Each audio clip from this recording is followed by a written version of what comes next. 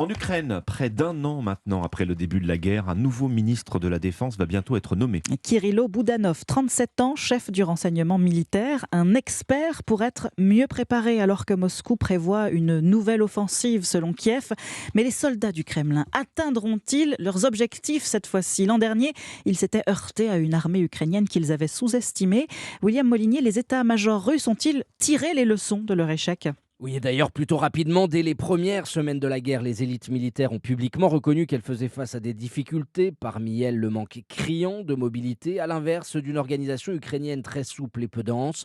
Autre renseignement tiré par le Kremlin, l'amélioration indispensable de la lutte contre les drones tactiques, des drones qui ont fait peser une menace inacceptable sur l'armée selon les mots de l'état-major russe.